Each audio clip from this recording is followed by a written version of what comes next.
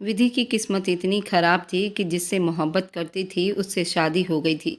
लेकिन आज तक उसको कोई सुख नहीं मिला था, क्योंकि उसका पति उसे बिल्कुल भी पसंद नहीं करता था और इसकी वजह विधि के ससुराल वाले थे। विक्की उससे मोहब्बत कर तो लेता, क्योंकि विधि बहुत ज़्यादा खूबसूरत थी। उसे कोई भी देखता तो बस देखता ही रह जाता। लेकिन उसकी किस्मत में भगवान ने विक्की का प्यार बहुत देर में डाला था। विधि अपने सुहाग रात के लिए तड़पी थी, लेकिन वह आदमी जिससे उसकी शादी हुई थी, उस आदमी को विधि की कोई परवाह नहीं थी। हर रात वह अपने पति विक्की को सपने में देखती थी। उसके साथ विक्की सपने में सब कुछ कर चुका था। वह सपने में ही बड़ी ज़ोर ज़ोर से आहें भर रही थी। तभी उसकी सहेली ने उसे जगाया था। उसका पूरा बिस्तर भीग चुका था। ये कहानी उस दिन शुरू हुई थी। आज वह बहुत परेशान थी। जो वहाँ बैठा हर आदमी उसे देख सकता था। वह सोफे पर बैठी हुई अपनी टांग पर टांग बार बार हिला रही थी। बस भी करो विधि, लावी ने जज करते हुए कहा था। विधि ने अपना चेहरा उठाकर उसे देखा। मुझे बहुत घबराहट हो रही है। वह सोफे से उठी। अब वो कमरे में चक्कर काटती हुई बेचैनी से कह रही थी, तुम क्यों परेशान हो रही हो? सब ठीक हो जाएगा। कोई भी तुम्हें यहाँ से जबरदस्ती लेकर नहीं जा सकता। राशि भी उसके पास आकर खड़ी हुई। उसके कंधे पर हाथ रखा, उसका हौसला बढ़ाया। इससे पहले कि कोई बात करती, अचानक कमरे के दरवाजे पर किसी की आने की आहट हुई।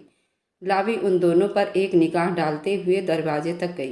दरवाजा खोला तो सामने ही वार्डन खड़ी थी।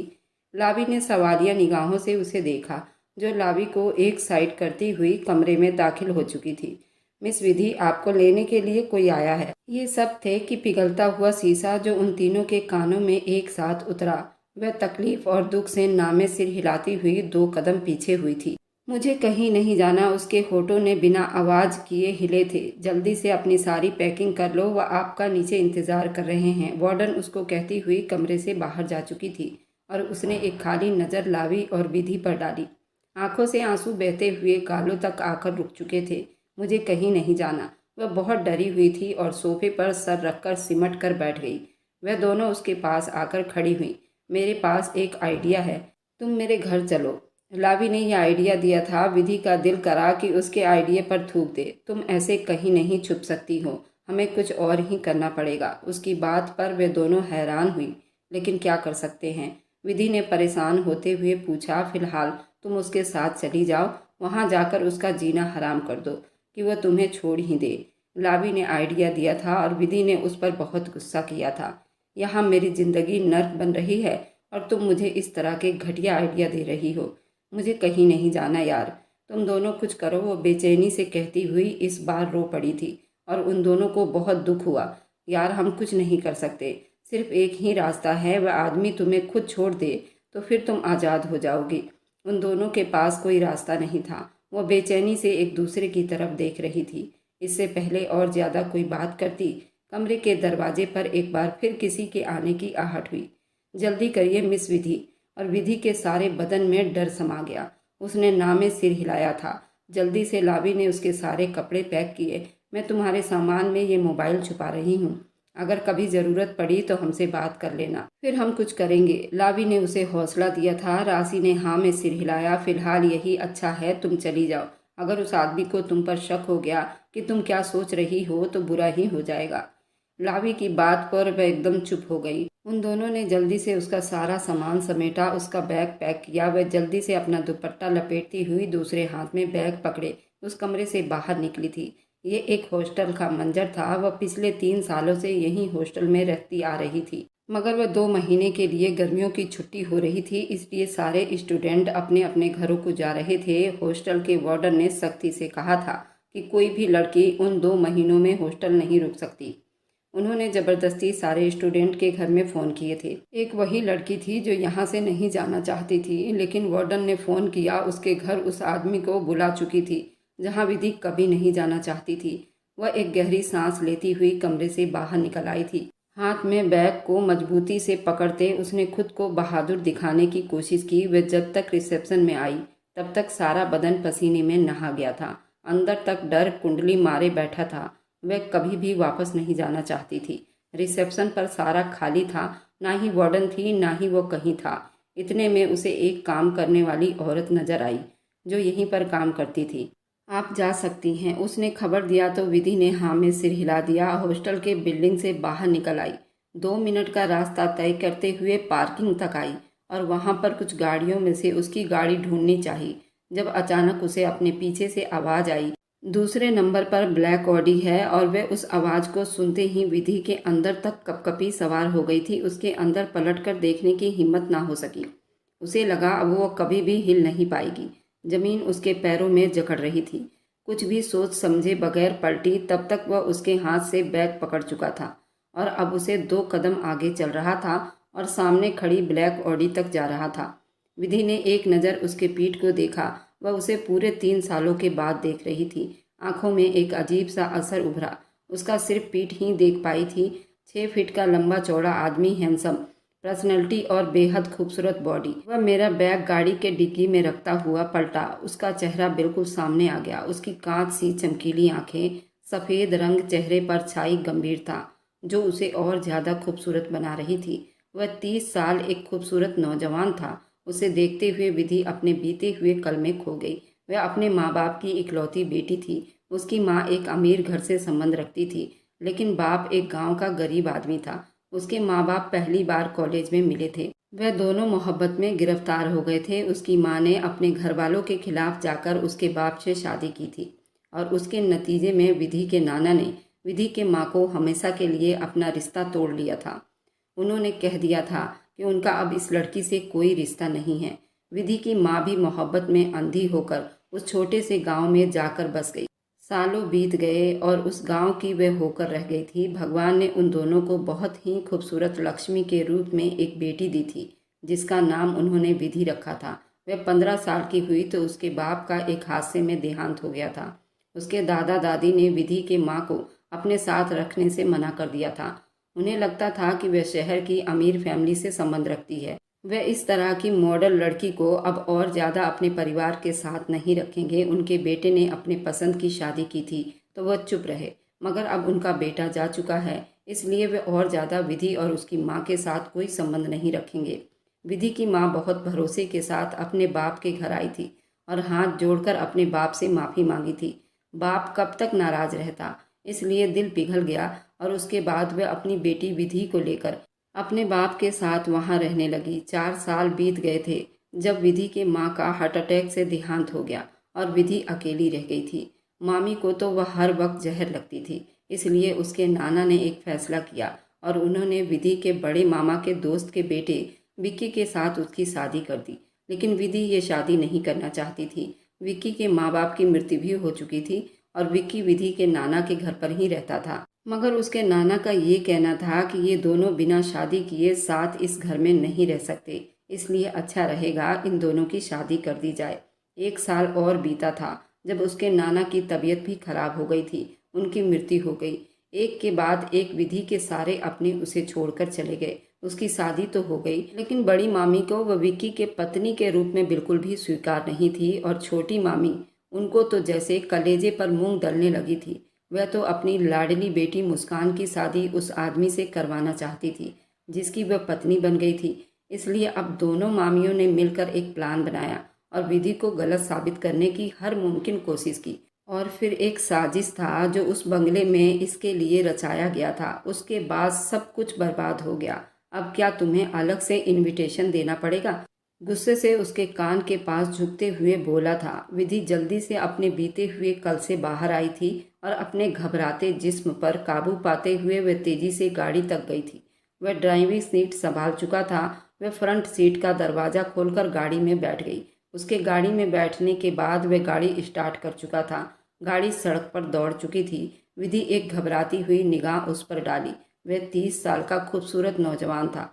इस शहर का सबसे बड़ा जाना माना बिजनेसमैन रईस परिवार से था। लेकिन एक हादसे में उसके माँ बाप की भी मृत्यु हो गई थी जब वो बहुत छोटा था। उसके बाद विधि के मामा मामी ने उसे बड़ा किया था और वह उनको ही अपना माँ बाप समझता था। उनका बहुत मान सम्मान भी करता था, लेकिन उसकी अपनी दौलत बेशुमार थी। उस दौलत के लालच में ही विधि की छोटी मामी उससे जल भुनकर हमेशा राख हो जाती थी। विकी पर जैसे हर लड़की की नज़र थी और वह बिन मांगे विधि की झोली में आकर गिर पड़ा था। मगर जो कुछ बीते हुए कल में हो चुका था उसके बाद विधि कभी भी उस आदमी की पत्नी नहीं बनना चाहती थी और उसे हमेशा के लिए छुटकारा चाहती थी। गाड़ी आधे रास्ते तक पहुंच गई। उसे अपने बंगले में जाने में अभी आधा घंटा और लगता, जब बहुत हिम्मत करते विधि ने उससे बात की और बिना उसके तरफ देखे वो बहुत गंभीरता से ड्राइविंग कर रहा था। मुझे कुछ कहना है। कितनी ही देर चुप रहने के बाद विधि की खूबसूरत आवाज़ ने चुप्पी तोड़ी थी। विकी ने अपने गंभीरता चेहरे के साथ एक नज़र विधि को देखा। उसकी काली आंखें, उसकी सफ़ेद दूधिया चेहरा। 21 साल की विधि खूबसूरती की मिसाल थी, मगर विक्की के चेहरे के असर बहुत ही गुस्सैली थी। वह कुछ नहीं बोला तो विधि ने दोबारा से अपनी बात कही। मुझे डिवोर्स चाहिए आपसे। वह हिम्मत करते हुए 3 शब्द कह पाई थी और अगले ही पल जैसे विक्की के अंदर किसी ने आग लगा दी थी। गाड़ी एक झटके से रुकी थी। वह फटी फटी निगाहों से विधि को देख रहा था। क्या कहा? उसने दोबारा पूछा था, जैसे अपने कानों पर उसे खुद विश्वास ना हुआ हो। ये लड़की क्या कह रही है? मैंने कहा मुझे डिवोर्स चाहिए, मुझे आपके साथ नहीं रहना। उसने कुछ हिम्मत करते हुए बहादुरी से ये शब्द कहे थे और विक्की बेहद परेशान और हैरानी से उस लड़की को देख रहा था। तुम्हें लगता है कि मैं तुम्हें तुम्हारे कहने पर डिवोर्स दे दूंगा? उसने गुस्से से तेज चिल्लाया था। विधि के अंदर कहीं कुछ घायल हुआ था। उसकी आंखों के सामने वह दिन घूम गया जब अपने कमरे में बैठी किसी किताब के बारे में बात कर रही थी और छोटी मामी ने विक्की के दोस्त को उसके कमरे में धोखे से भेजा था। आप यहाँ क्या कर रहे हैं रोहन? उससे हैरानी से पूछा। बस तुमसे कुछ बात करने के लिए आया था। वह इतना कहते हुए उसके कमरे में पड़े सोफे पर बैठ चुका था। उसने उसे घूरते हुए कहा था, मुझे अच्छा नहीं लगता, आप मेरे कमरे से जाइए, प्लीज़ मेरे कमरे से बाहर जाओ, उसने रिक्वेस्ट करते कहा था। रोहन के चेहरे पर एक शैतानी मुस्कुराहट दिखाई दे रही थी। क्या हो गया? बैठ जाओ, बात करते हैं। वह अगले ही पल उसके इतने करीब पहुंच चुका था, उसका हाथ पकड़े उसे वापस सोफे पर बैठा चुका था। विधि अंदर तक कांप गई थी। ये क्या बदतमीजी है रोहन, मेरा हाथ छोड़ो। वह गुस्से से चिल्लाई थी। रिलैक्स, हाथ ही पकड़ा है, क्या हो गया?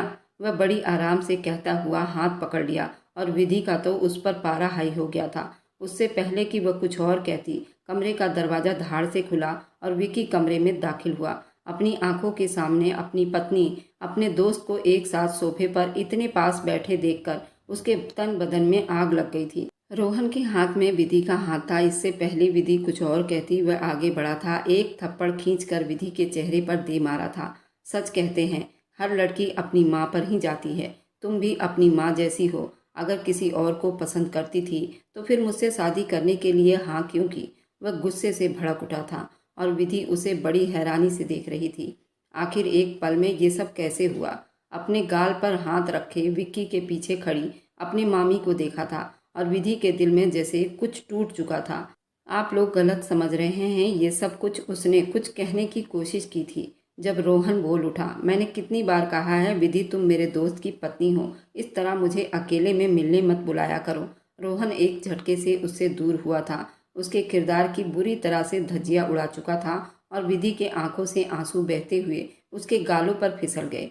मामी थी आगे बढ़ी। मैं तो पहले ही कहती थी ना, उस लड़की को डिवोर्स दे दो और जान छुड़ाओ। उनके शब्दों में विधि के लिए साफ नफरत दिखाई दे रही थी और विधि अगला सांस नहीं ले पाई थी। आंटी जी, मैं इस लड़की को डिवोर्स नहीं दूंगा। इसकी यही सजा है। ये सारी जिंदगी मेरे नाम के साथ लटकी रहेगी। विक्की नफरत से बोला था और उसकी आंटी के सीने में जैसे किसी ने आग लगा दी हो। लेकिन वह उस लड़की को और ज्यादा इस घर में बर्दाश्त नहीं करूंगी। विक्की की आंटी गुस्से से चिल्लाती हुई कमरे से बाहर निकल गई।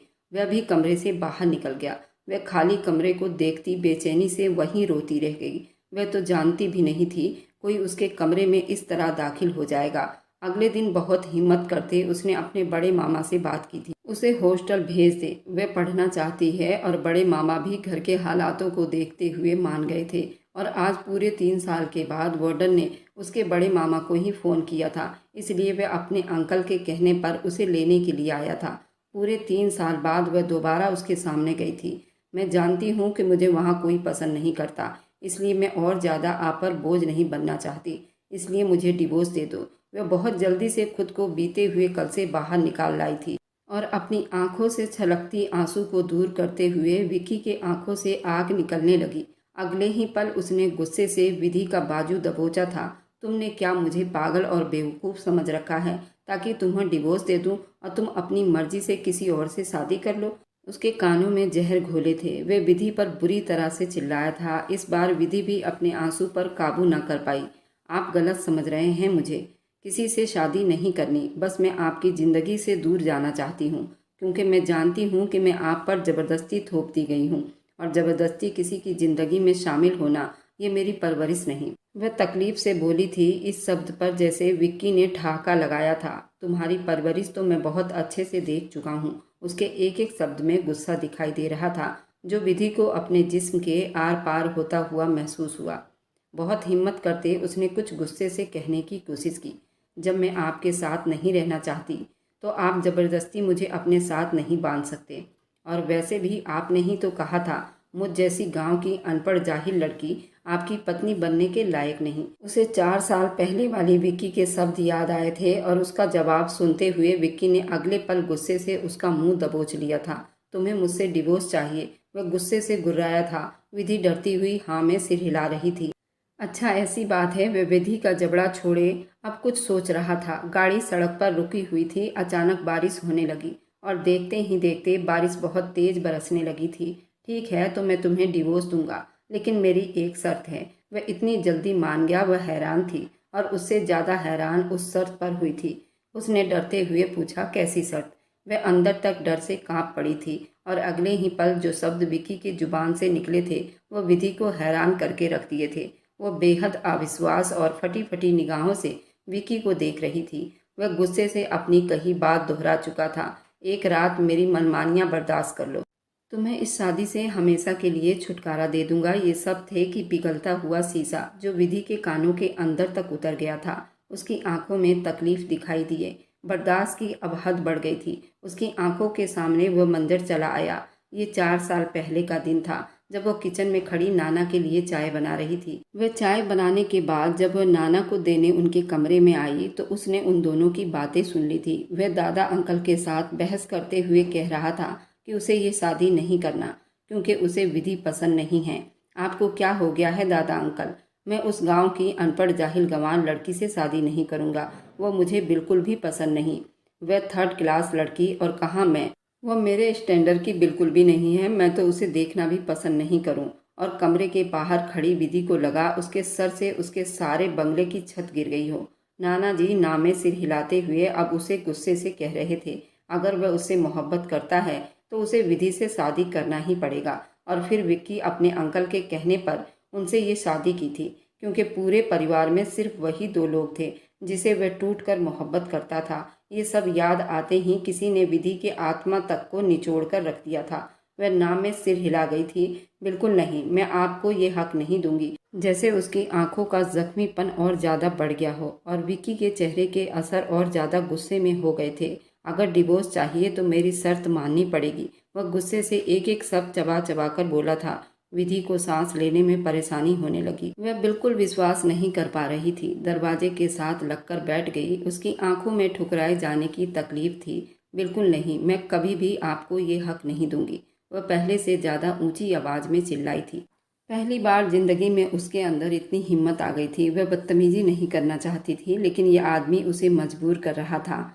उसका मना करना जैसे विक्की के मर्दानगी पर किसी वार की तरह लगा था। वह गुस्से से उसके चेहरे के पास अपना चेहरा ले जाकर चिल्लाया था, तुम्हारी इतनी हिम्मत कि तुम मुझे मना करोगी? वह गुस्से से गरजता हुआ चिल्लाया था। विधि कांप कर रह गई थी। आज मैं तुम पर अपनी मोहर लगा दूंगा, मेरे जिस्म की मोहर, जिसके बाद तुम्हारी सांसों पर भी मेरा नाम होगा। विक्की अपना गाड़ी लॉक कर चुका था, और विधि का सारा जिस्म ठंडा पड़ गया था। वह फटी फटी निगाहों से उस जालिम आदमी को देख रही थी, जिसने कभी उस पर भरोसा नहीं किया था। वह जिस दिन से विक्की के जिंदगी में आई थी, उस दिन से विधि उसे एक आंख नहीं भाती थी, क्योंकि वह सारी जिंदगी गांव में रहती आई थी और वह शहर में रहता था। पढ़ा लिखा नौजवान था। उसे लगता था कभी भी विधि उसके साथ नहीं जचेगी। वह उसका चेहरा दबोच चुका था, और विधि के जिस्म में जैसे किसी ने सुई चुभो दी हो। बहुत हिम्मत करते हुए उसने कुछ कहने की कोशिश की थी। क्या सिर्फ मर्द की मर्दानगी यही होती है कि वह औरत पर अपनी मर्दानगी दिखाए? क्या आपने कभी ये जानने की कोशिश की कि सामने वाले के पास भी एक दिल है जो आपकी हर एक हरकत पर टूट जाता है? तकलीफ से तड़पती हुई बोली थी। विक्की बिल्कुल सुन रह गया था। मेरा जिस्म चाहिए ना, तो ले लो, उसके बाद भी शायद आपको तसल्ली नहीं मिलेगी। अगर तब भी तसल्ली ना मिली तो मुझे जान से मार देना, तब तो आपको ज़रूर तसल्ली मिल जाएगी ना। वह किसी जख्मी शेरनी की तरह उसके बिल्कुल करीब जाकर चिल्लाई थी। आप मर्द हैं, ये सब कर सकते हैं, सिर्फ औरतों के जिस्म को कुचलना ही मर्दानगी है। वह अपने हाथों की मुट्ठियां भींचते हुए इतना कहते हुए रोने लगी थी और विक्की जो कुछ गुस्सा करने का इरादा रख रहा था एकदम से उसके रोने की वजह से नॉर्मल हो गया था। न जाने क्यों उसे उस लड़की की आंखों से निकलने वाली आंसुओं से दुख हुआ था। दोबारा अपनी सीट बेल्ट पहनता हुआ गाड़ी स्टार्ट कर चुका था। उसके बाद उन दोनों में कोई बात नहीं हुई। पूरे 1 घंटे के बाद गाड़ी विक्की के घर में दाखिल हुई। विक्की और विधि के मामा मामी सब एक साथ ही रहा करते थे। विक्की का अपना घर भी था, लेकिन वह अपने अंकल के साथ ही रहता था। अंकल ने उसे बचपन से पाला था और उसे बेटे से बढ़कर चाहते थे। उसके दोनों मामा के दो दो बच्चे थे। ये सभी एक साथ रहा करते थे। विक्की उसके बड़े मामा के साथ रहता था और विक्की के पास करोड़ों की संपत्ति थी और वह उन सारे दौलत का इकलौता वारिस था। इसलिए उसकी दोनों मामियाँ ये चाहती थीं कि मैं अपनी बेटी से उसकी शादी करवा दूं। विधि के नाना विक्की से उसकी शादी कर गए थे, जिसकी वजह से उसकी मामियाँ भी उससे गुस्सा रहा करती थी। उसकी छोटी मामी ये चाहती थी कि विक्की और उनकी बेटी के बीच आपस में मोहब्बत पैदा हो जाए ताकि वे दोनों की शादी करवा सकें। आखिर ये सारी दौलत विक्की की ही तो थी और इस परिवार का वह इकलौता वारिस था, इसलिए सारा बिजनेस भी उसी के हिस्से में आना था। मुस्कान सिर्फ विक्की की पत्नी बनकर सारे दौलत पर अकेली राज करती। दोनों गाड़ी से बाहर उतर आए थे। वह बेचैनी से वहीं आंगन में खड़ी रही जब तक विक्की अंदर दाखिल नहीं हुआ। उसके पीछे अंदर की तरफ बढ़ी। उसके अंदर जाने के बाद वह अपने मरे मरे कदमों से विक्की के कमरे में दाखिल हुई थी। आंगन में ही उसकी बड़ी मामी किसी बात पर मुस्कुराती हुई नजर आ रही थी। पास ही मुस्कान बैठी कहीं बातों में बिजी थी। दोनों मामा शायद अपने अपने कामों से घर से बाहर थे, इसलिए वो यहाँ पर नहीं थे और विक्की को देखते हुए उन तीनों औरतों के चेहरे पर मुस्कुराहट बिखर गई थी। मगर जैसे ही उनकी नज़र विक्की के पीछे खड़ी विधि पर गई तो उन तीनों की मुस्कुराहट किसी ने नोच डाली थी। मुस्कान के जिस्म में गुस्से की एक लहर दौड़ गई। ये लड़की यहाँ क्या कर रही है? विक्की, उन्होंने गुस्से से पूछा था। विक्की 2 कदम आगे बढ़ता अपने आंटी से कहने लगा, कॉलेज की छुट्टी है, 2 महीने तक हॉस्टल बंद रहेगा, इसलिए ये यहीं रहेगी। वह गंभीरता से अपने आंटी से बात करते हुए सोफे पर आकर बैठ चुका था और विधि आंगन के दरवाजे के पास ही खड़ी रह गई थी। तुम उसे यहाँ क्यों लेकर आए हो? कहीं और छोड़ आते, किसी अनाथ आश्रम में, मामी ने उसे नफरत से कहा था। विधि अगली सांस ही नहीं ले पाई थी। विक्की के चेहरे पर वैसे ही असर थे, नहीं छोड़ सकता, वरना आप जानती है ना अपने पति को। विक्की अगर किसी से डरता था तो सिर्फ उसका अंकल था, जिसका वह थोड़ा बहुत लिहाज कर लेता था। उन्होंने गुस्से से कहा था कि उनकी यही प्यारी भांजी शाम तक यहाँ होनी चाहिए, इसलिए मैं उसे लेने के लिए गया था, वरना मुझे कोई शौक नहीं। विक्की इस तरह कहते हुए उठ गया था जैसे उसका यहाँ बैठकर मूड ही खराब हो गया हो। वह उठा और सीढ़ियाँ चढ़ने लगा। अपने कमरे में जाकर गायब हो गया था। विधि ने बड़ी बेचैनी से उन तीनों को देखा था जो नफरत से चेहरे फेर गई थी। अंदर ही अंदर कहीं न कहीं मुस्कान भी विक्की को पसंद करती थी और वह भी चाहती थी कि उसकी शादी विक्की से हो जाए, लेकिन उसके नाना ने विधि की शादी विक्की से करवाकर जैसे सबके अरमान पर पानी फेर दिए थे। उन तीनों से बात करना चाहती थी, लेकिन उन लोगों ने उसे मुंह लगाना भी अच्छा नहीं समझा। इसलिए विधि अपना टूटा हुआ दिल लिए निचले फ्लोर पर मौजूद अपनी माँ के उस कमरे में चली गई जहाँ वह कॉलेज जाने से पहले रहा करती थी। वह कमरे में दाखिल हुई। आज भी उसके कमरे में उसकी माँ की बेशुमार यादें मौजूद थी। वो वहीं बैठ के किनारे टेक लगाकर बैठ गई। फिर वह सारा दिन वहीं कमरे में बंद रही। कमरे से बाहर निकलने की उसकी हिम्मत बिल्कुल नहीं हो रही थी। रात के 8 बजे नौकर के जरिए मामा ने खबर भिजवाया। वह कमरे से बाहर निकली। उसके मामा उससे बहुत प्यार करते थे। मामी के मुकाबले उसके मामा बहुत अच्छे इंसान थे।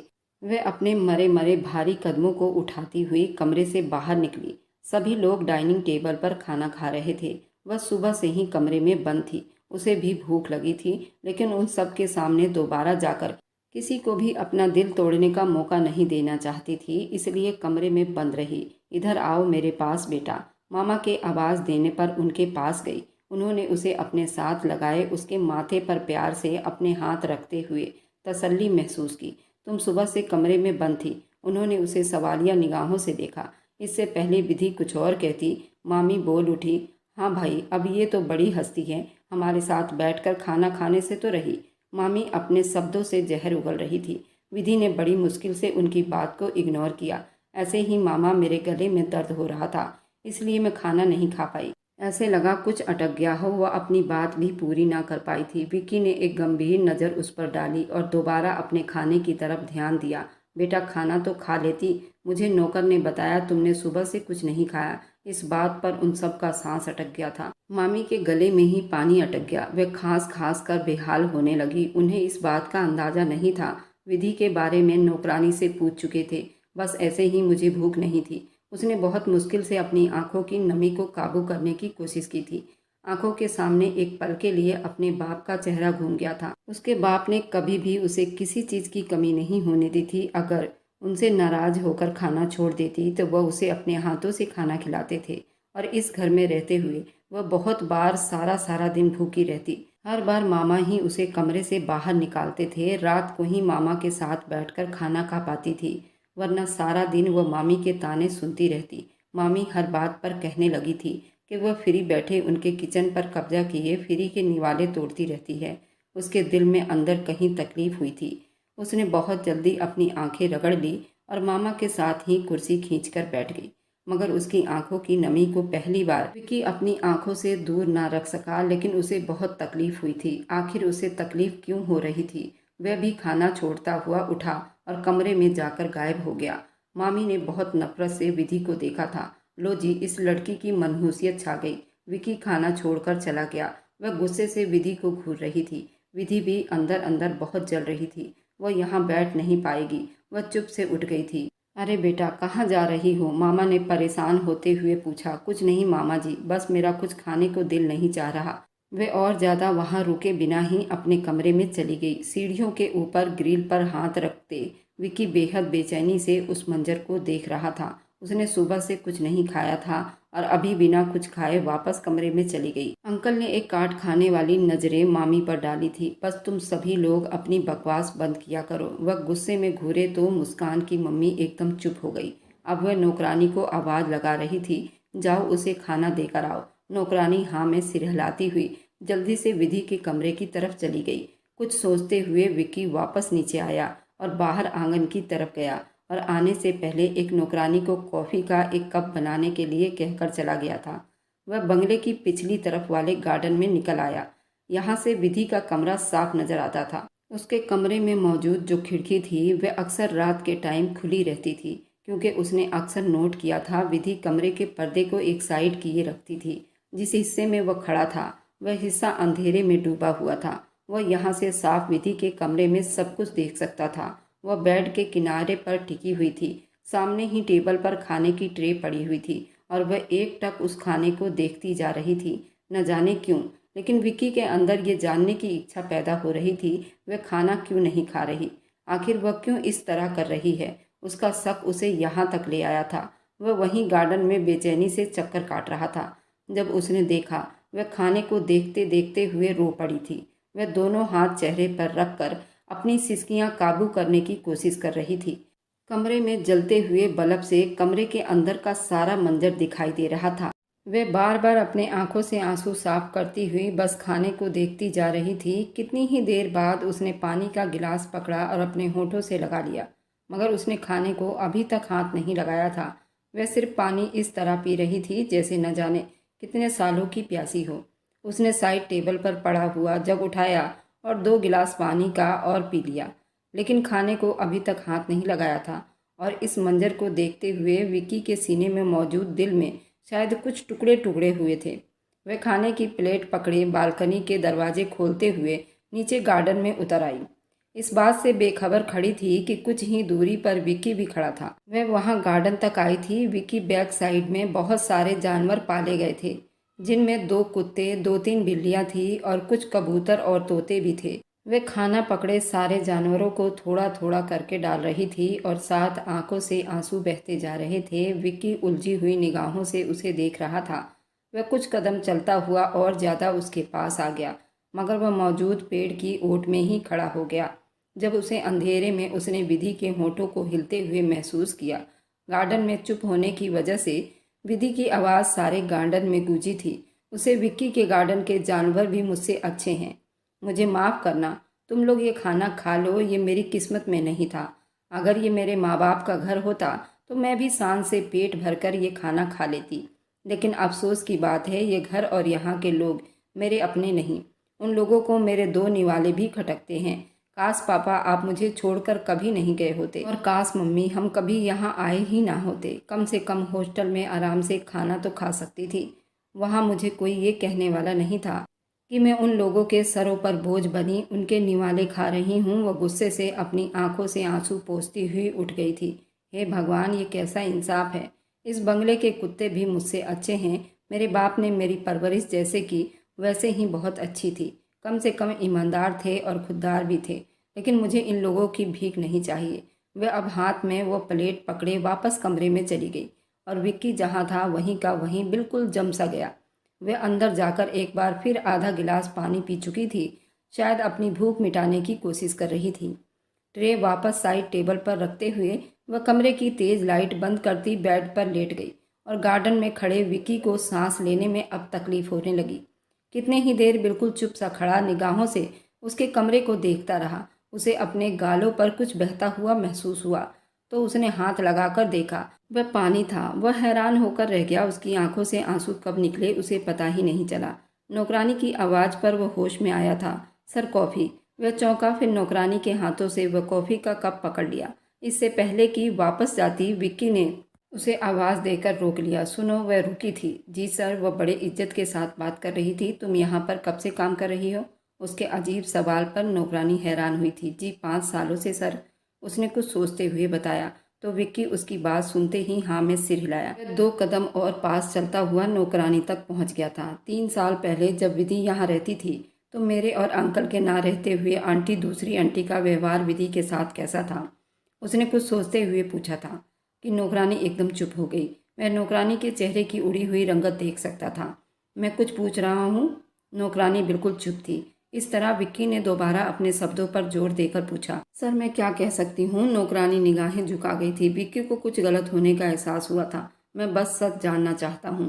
बताओ क्या बात है? विक्की के होंठ बिल्कुल गंभीरता में डूबी हुई थी। तो नौकरानी ने डरते हुए सारी बातें बता दी। पहले तो फिर भी आपके दादा अंकल जिंदा थे तो उनका लिहाज कर लेते थे, लेकिन उनकी मौत के बाद उन तीनों का व्यवहार विधि के साथ काफ़ी बदल गया था। वह अगर अपने कमरे से बाहर निकल जाती तो आपकी आंटी उन्हें काफ़ी बातें सुनाती थी, इसलिए उन्होंने कमरे से निकलना ही छोड़ दिया था।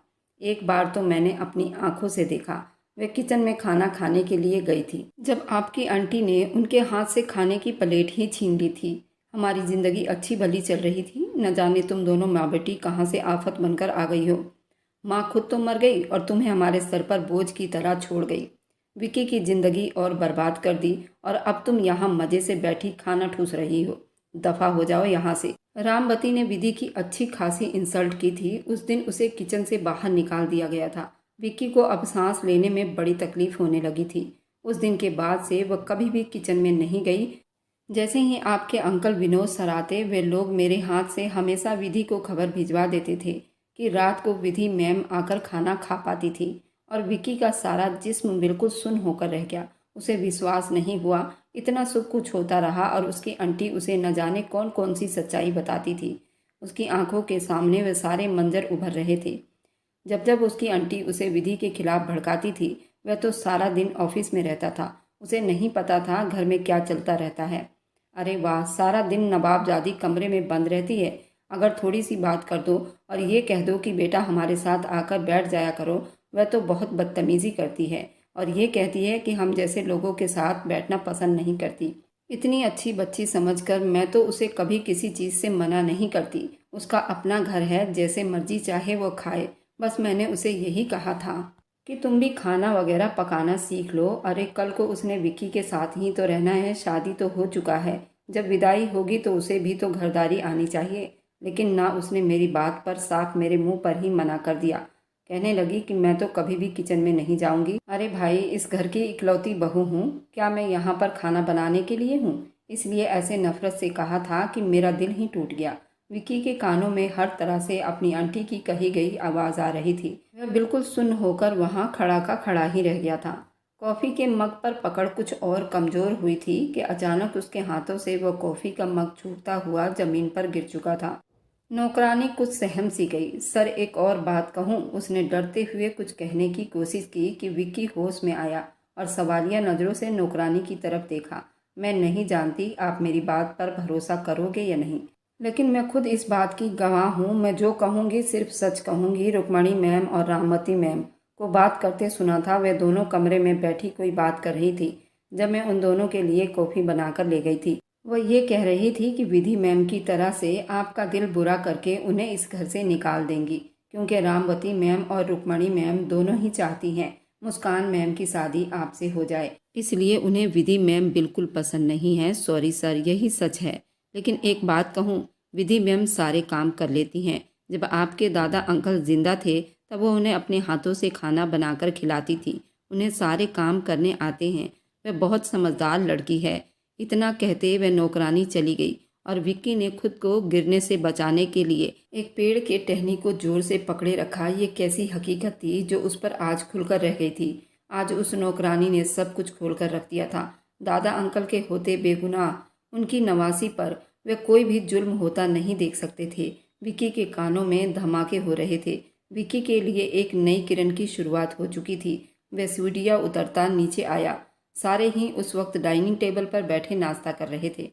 उसने एक नज़र दूर से ही विधि के बंद कमरे के दरवाजे पर डाली और फिर उसने उसी नौकरानी को कहा जो कल रात उसे कॉफ़ी देने के लिए आंगन में आई थी, जाओ विधि के कमरे में उसे बुलाकर लाओ। उसने विधि के कमरे की तरफ इशारा किया था। नौकरानी समझ गई थी। वह हाँ में सर हिलाती हुई विधि के कमरे के बाहर पहुंची। 2 मिनट बाद ही विधि भी कमरे से बाहर निकल आई। मुझे आप सबसे बहुत ज़रूरी बात करनी है। विक्की ने चुप्पी को तोड़ा। सब लोग खाना छोड़कर विक्की को देख रहे थे। मैंने एक फैसला किया है, वह काफ़ी गंभीरता से कह रहा था। सब हैरान हुए। आखिर वह किस फैसले की बात कर रहा था? आज और अभी मैं विधि को विदा करवा कर ले जा रहा हूँ। ये सब थे कि पिघलता हुआ शीशा जो वहाँ मौजूद हर आदमी के कानों में उतर रहा था। विधि भी सुन रह गई थी। उसे लगा वह अगली सांस नहीं ले पाएगी, लेकिन विक्की रुक्मणी ने गुस्से से कुछ कहने की कोशिश की जब वो उनकी बात बीच में ही काट गया था। ये मेरा अपना फैसला है और इस फैसले के बारे में आपको बता देना चाहता हूँ। मेरा काम था और ज़्यादा किसी के सवाल का कोई जवाब देना नहीं चाहता हूँ, तो कोई मुझसे इसकी वजह ना पूछे तो ठीक रहेगा। तुम यहाँ बैठो, नाश्ता करो। आखिरी बार उसने बड़ी गुस्से में कही थी। विधि जो बड़ी अविश्वास के साथ फटी फटी निगाहों से उसे देख रही थी, वह जैसे डर ही गई थी।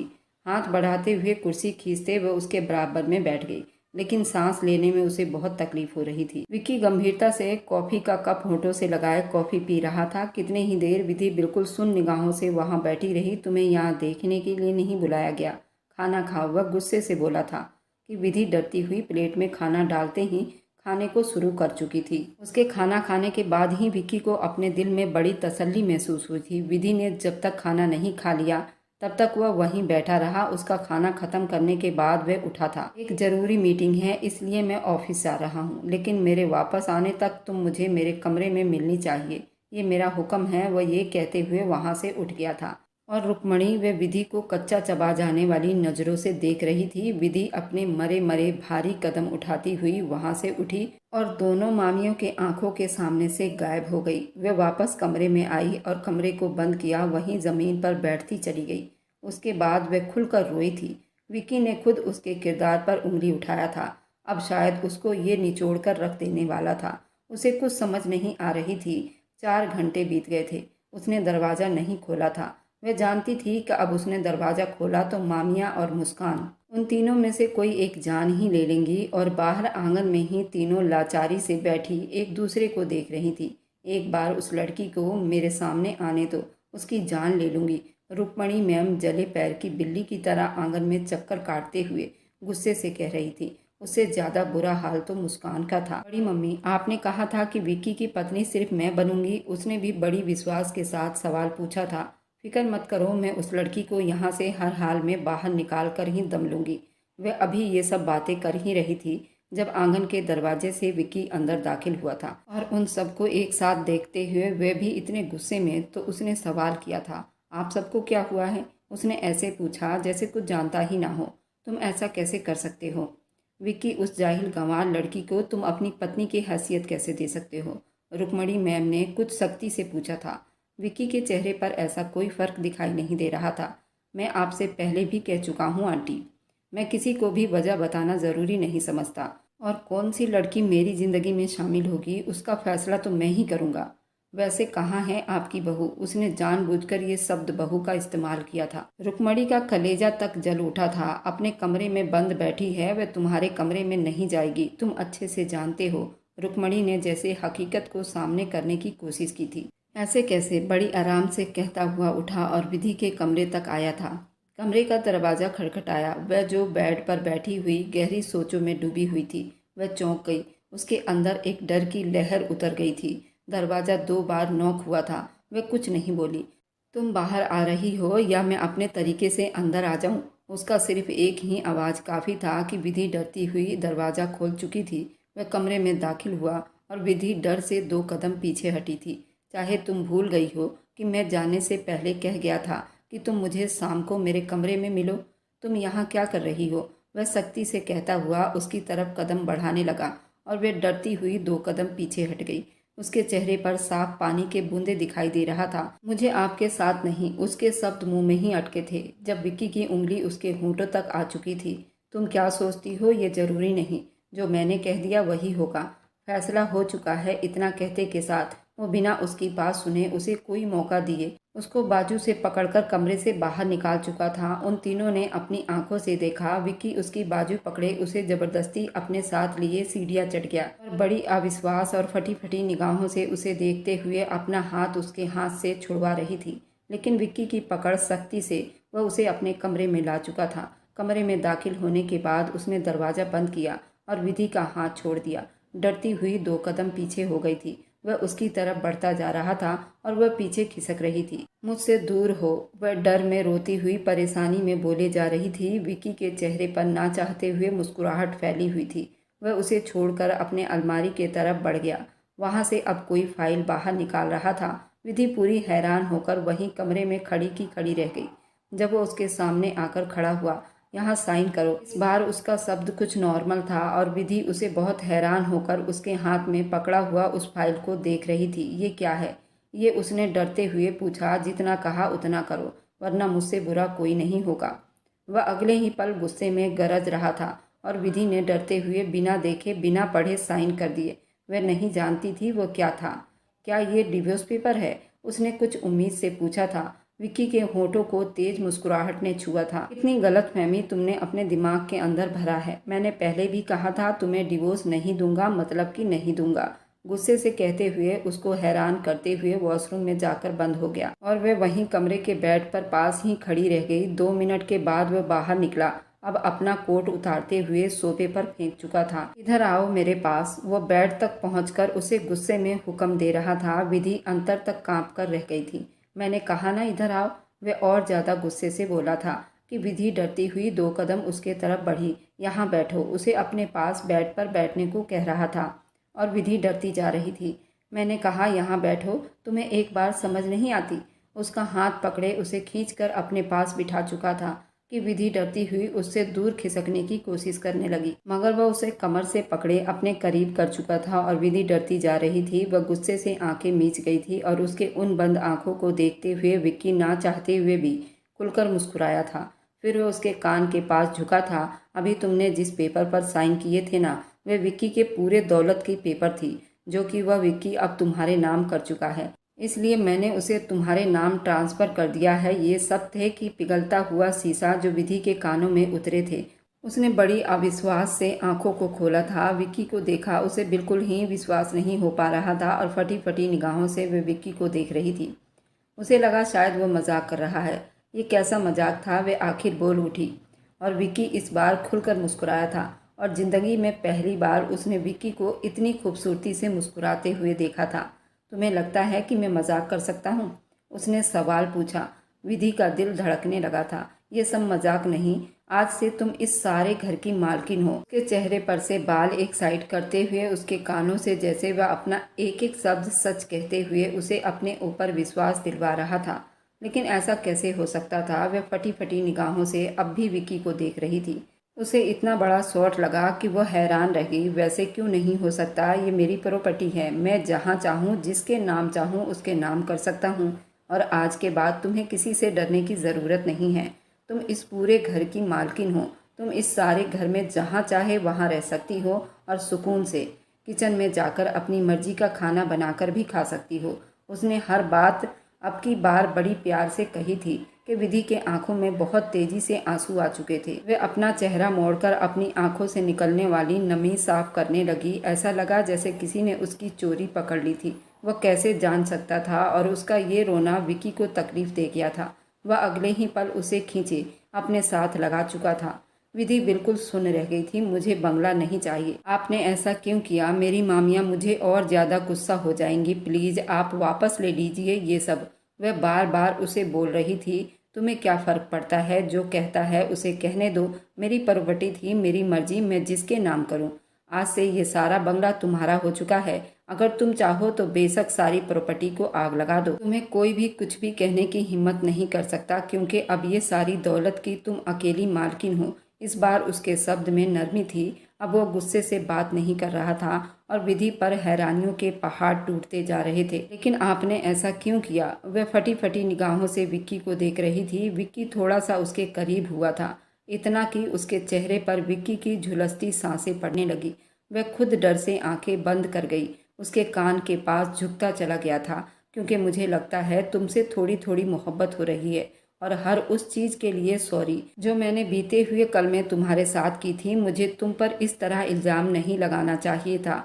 बिना सच जाने मैंने कैसे विश्वास कर लिया? मेरे आंखों के सामने वह मंजर घूम रहा था जब वो ऑफिस से वापस आया था। रुक्मणी ने उसके कानों में जहर घोल दिया था। तुम्हें कुछ खबर भी है? न जाने वह कमरे में रोहन के साथ चिपकी बैठी कौन सी बातें कर रही है। उसे कोई शर्म हया नहीं। वह तो ये भी भूल गई कि वह तुम्हारी पत्नी है। ये शब्द आज भी उसके कानों में गूंजे थे जब वो कमरे में दाखिल हुआ था, और बिना सोचे समझे गुस्से में उसने विधि को थप्पड़ मार दिया था। इसलिए भी सॉरी कि मैं तुम्हें बिना जाने बिना समझे जज कर लिया था। क्या हुआ अगर तुम गांव में रहती आई हो? तुम इतनी बुरी भी नहीं हो। वह मुस्कुराया और विधि भी हैरान होकर बस उसे देखती रही। अब वह नरमी से उसका गाल सहला रहा था। पहले थप्पड़ मारा था। विधि अब भी बिल्कुल सुन खड़ी और फटी फटी निगाहों से उसे देख रही थी। क्या तुम मुझे माफ़ नहीं करोगी? क्या तुम मुझे एक मौका नहीं दे सकती हो? अपनी गलती सुधारने का मौका, तुम्हारे साथ नई जिंदगी शुरुआत करने का मौका। वह उम्मीद मान सम्मान से उसे देख रहा था, और विधि बेहद फटी फटी निगाहों से उसे देख रही थी। वह हैंडसम पहले ही बहुत था, लेकिन विधि कहाँ जानती थी कि उसके किस्मत में ये हैंडसम आदमी लिखा हुआ था। उसने भी अविश्वास से विकी के कंधे और गालों को छूकर महसूस किया। ये कोई सपना है? वह हैरान थी। विकी खुलकर हंस पड़ा। ये हकीकत है। चलो आओ नीचे चलते हैं, खाने का वक्त हो रहा है। और बिना अगली बात किए उसका हाथ पकड़े वापस कमरे से बाहर निकल आया था। वह किसी कटे दिल की तरह उसके साथ चलती जा रही थी। वह नीचे आई तो सारे ही डाइनिंग टेबल पर बैठे हुए थे। वह दोनों भी बैठ गए। खाना बिल्कुल चुप्पी के साथ खाया गया था। वह तीनों औरतें बस विधि को कच्चा चबा जाने वाली निगाहों से देख रही थी। खाना खाने के बाद सारे ही आंगन में बैठे चाय पी रहे थे जब आंगन के दरवाजे से रोहन दाखिल हुआ। रोहन को देखते विधि के चेहरे पर एकदम से परेशानी सी आ गई थी। क्या बात है आंटी, आपने मुझे बुलाया था? उसने रुक्मणी को देखते हुए पूछा तो वह हैरान हुई। मैं तुम्हें क्यों बुलाऊंगी? रुक्मणी ने नासमझी से कंधे उचकाए थे। उन्होंने नहीं, मैंने बुलाया था। विक्की सोफे से उठा और कदम कदम चलता हुआ उसके पास पहुंचा तो सारे ही परेशान हुए थे। तुमने मुझे बुलाया? लेकिन 3 सालों से तुमने मुझसे कभी बात तक नहीं की, तो अब क्या हुआ? रोहन भी हैरान होते पूछा था। सारे चुप होकर उन दोनों को देख रहे थे और विधि अपने हाथों की उंगलियां चटका रही थी। वह काफ़ी परेशान लग रही थी। अगले ही पल आंगन में एक थप्पड़ की आवाज़ गूंजी थी। विक्की का हाथ उठा था और रोहन के चेहरे पर एक जोरदार थप्पड़ दे मारा था। वहां सारे बिल्कुल सुन्न रह गए थे। काश मैं तुम्हें ये थप्पड़ उस दिन मारा होता जिससे तुम मेरी पत्नी पर इल्जाम लगा रहे थे, मगर नहीं, गलती मेरी ही थी। मैं ही कानों से कच्चा था, तुम पर यकीन कर लिया था। विधि यहाँ आओ। उसने गुस्से से विधि को बुलाया। विधि डरती हुई सोफे से उठी और उसके पास आकर खड़ी हुई। वह थप्पड़ जो उस दिन मैंने तुम्हें मारा था, वही थप्पड़ तुम आज इसे मारोगी? वह गुस्से से विधि से कह रहा था। उसके शब्द में किसी तरह की नरमी नहीं थी। विधि ने ना में सिर हिलाया था, लेकिन विक्की के आंखों को देखते हुए वह डर गई थी। अगले ही पल आगे बढ़ी और हिम्मत करते हुए रोहन के चेहरे पर एक जोरदार थप्पड़ दे मारा और रोहन का चेहरा बिल्कुल लाल पड़ गया था। सारे हैरानी से वही सब कुछ छोड़ते हुए सोफे से उठ खड़े हुए थे। मैंने तुझे अपना दोस्त समझा था रोहन, लेकिन मुझे उम्मीद नहीं थी कि आप मेरे किरदार की धज्जियाँ उड़ा दोगे।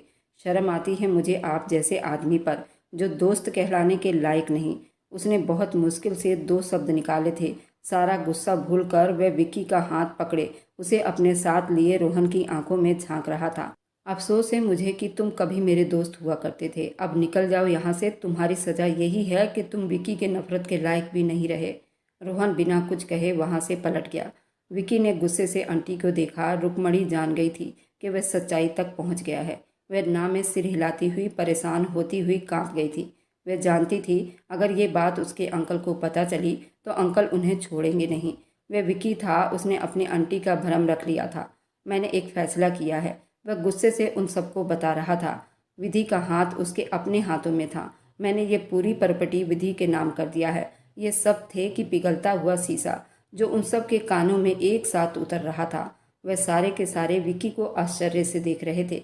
क्या तुम होश में तो हो? सबसे पहले रुक्मणी और फूलवती ने सवाल पूछा था। बिल्कुल होश में हूँ आंटी, और इतना ही नहीं, मैंने सारे बिजनेस की पावर ऑफ अटर्नी भी विधि के नाम कर चुका हूँ। उसने एक और बम उन लोगों के सर पर फोड़ा था कि सारे फटी फटी निगाहों से उन दोनों को देख रहे थे। लेकिन बेटा, इन सब की ज़रूरत ही क्या थी? अंकल ने सवालिया निगाहों से पूछा। बस ऐसे ही, मुझे विधि के मामले में गलत फहमी हो गई थी, इसलिए मैंने उसकी रक्षा के लिए उनके नाम ये सारी प्रॉपर्टी कर चुका हूँ। कल को ये ना हो कहीं ये लोग मेरे ना रहते हुए विधि को यहाँ से धक्का ही देकर बाहर निकाल दे। इसलिए और अगले हफ्ते मैं अपने शादी की पार्टी कर रहा हूँ। अच्छा होगा आंटी, आप उसकी तैयारी करो, वरना फिर आप जानती हैं आपका विक्की कैसा है। वह आंखों ही आंखों में गुस्से से आंटी को वार्निंग किए विधि का हाथ पकड़े वापस कमरे में चला गया। और रुक्मणी और फूलवती जहाँ थी वहीं की वहीं जम गई थी। विधि की बड़ी मामी वह सब कुछ छोड़ती हुई उसके पीछे भागी थी। वह तेज कदमों से चलती हुई उसके कमरे तक पहुंची थी। दरवाज़ा खुला था। विक्की स्टडी टेबल के सामने लैपटॉप पर झुका कुछ कर रहा था और विधि बेड पर बैठी हुई थी। विक्की, तुम ऐसा कैसे कर सकते हो? उन्होंने आते ही विक्की से सवाल किया। ये सवाल आप पूछ रही हैं आंटी? मुझे विश्वास नहीं हो रहा। विक्की पलटा आंटी से पूछा। मुझे यकीन नहीं हो रहा कि मेरी आंटी इतनी गिरी हुई हो सकती हैं। आपने क्या कुछ नहीं किया, मुझे सब कुछ पता चल गया है। आप इतनी जालिम कैसे हो सकती हैं? उसे खाना तक नहीं देती थी, इसलिए मैंने ये सारी दौलत ही उसके नाम कर दी। मैं इतना भी गया गुजरा नहीं हूँ कि अपनी पत्नी को भूखा मारूं। और अच्छा होगा कि आप मेरे रिसेप्शन की तैयारी करो, वरना फिर मुझे मजबूरन अंकल को ये सब कुछ बताना होगा जो आपने किया। रुक्मणी को धमकी दे रहा था। जैसे रुक्मणी को यकीन न आया। भगवान के लिए अब तो उसे अपने घर की बहू के रूप में स्वीकार कर लो, सब कुछ ठीक कर लो। इस बार उसने नरमी से कहा था। वह बस ना में सिर हिलाते हुए पलट गई। उनके जाने के बाद वह लैपटॉप वहीं बंद करता हुआ कमरे का दरवाज़ा बंद किए बेड तक आया और विधि के पास बैठ गया। आप ले लीजिए घर वापस, अपने नाम कर लीजिए, मुझे नहीं चाहिए, वह परेशान होती हुई बोली थी। विक्की के होठों को एक मुस्कुराहट ने छुआ था। पता नहीं, मुझे एक साधारण लड़की में जो इश्क दिखता है उसे बहुत आराम मिलता है। मैंने सोचा था मुझे जिस लड़की से मोहब्बत होगी मैं उस पर अपनी मोहब्बत साबित करने के लिए अपनी सारी दौलत निछावर कर दूंगा। मैं आज बहुत खुश हूँ कि मुझे तुम पर अपनी सारी दौलत निछावर करने का मौका मिला। मैं जानता हूँ मैं गलत था, लेकिन ये सच है, मुझे तुमसे मोहब्बत हो गई है। वह उसे पकड़े अपने साथ लगाता हुआ धीरे से बोल रहा था कि विधि बिल्कुल सुन रह गई। लेकिन आपकी आंटी? उसने हैरानी से पूछा। फिक्र मत करो, वह ठीक हो जाएगी। जब लालची इंसान के हाथों से सारी दौलत चली जाए तो फिर वह ठीक हो जाया करते हैं। उसके माथे पर होंठ रखते हुए धीरे से कह रहा था। विधि बड़ी हैरान होकर उसे देख रही थी। मैं आपसे कुछ कहना चाहती हूँ। उसने बहुत हिम्मत करते हुए कुछ कहने की कोशिश की तो विक्की ने सवालिया निगाहों से उसे देखा था। बस डिवोर्स मत मांगना। वह जैसे परेशान हुआ था। विधि ना चाहते हुए भी हंस पड़ी थी। नहीं, बात कुछ और है, वह कुछ झिझकते हुए बोली थी। विक्की हैरान हुआ। अच्छा, और क्या बात है? उसने बड़ी हैरान होकर पूछा। वह मैं कुछ कहने की कोशिश कर रही थी, लेकिन शब्द साथ नहीं दे रहे थे। जो भी कहना चाहती हो खुलकर कह सकती हो। विक्की ने अपना दूसरा बाजू खोल लिया। दोनों हाथों से उसके हाथों को पकड़कर अपने सीने में दुबका चुका था। उसे अपने प्यार का एहसास दिलाया था। मैं नहीं जानती थी कब, लेकिन मुझे आपसे मोहब्बत हो चुकी है। शायद ये तब हुई थी जब मैं पहली बार यहाँ आई थी, या शायद जब नाना जी ने कहा था वो मेरी शादी आपसे करवाना चाहते हैं, शायद तब जब मैं आपकी पत्नी बनी थी। विक्की हैरान हुआ था। जब आपने कहा कि आप मुझे अपनी ज़िंदगी में शामिल नहीं करना चाहते तो मुझे बहुत दुख हुआ था।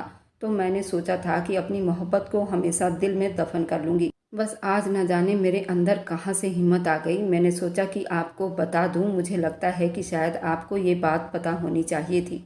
वह इतनी मासूमियत से बोली थी कि विक्की अंदर तक जैसे उसका दीवाना हो गया था।